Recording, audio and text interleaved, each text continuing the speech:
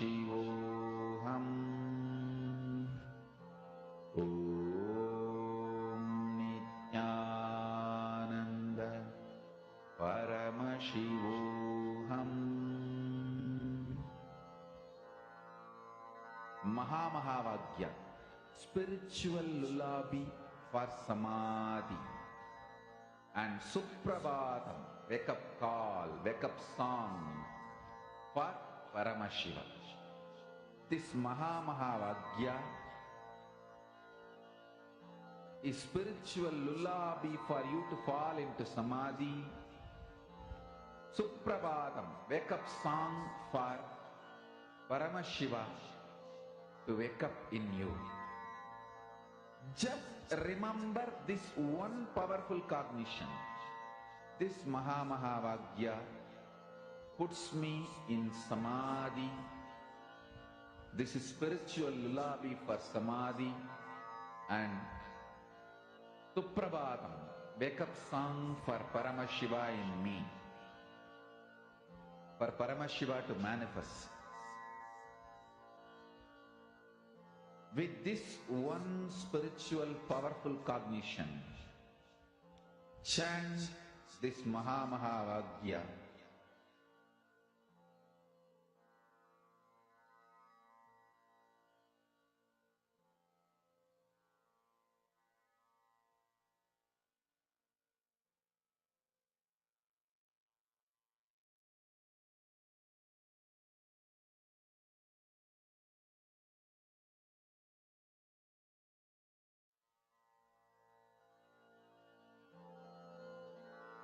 Mahamahavagya, spiritual lullaby for samadhi. And Suprabhatam, wake up call, wake up song for Paramashiva. For Paramashiva to manifest. With this one spiritual powerful cognition, chant this Mahamahavagya. Om Nithyananda Paramashivoham Om Nithyananda Paramashivoham Om Nithyananda Paramashivoham Om Nithyananda Paramashivoham Om Nithyananda Paramashivoham Om Nithyananda Paramashivoham Om Nithyananda Paramashivoham Om Nithyananda Paramashivoham Om Nithyananda Paramashivoham Om Nithyananda Paramashivoham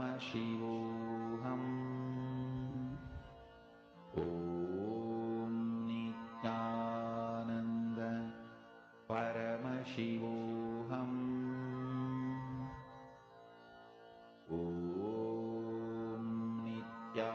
Nithyananda Paramashivoham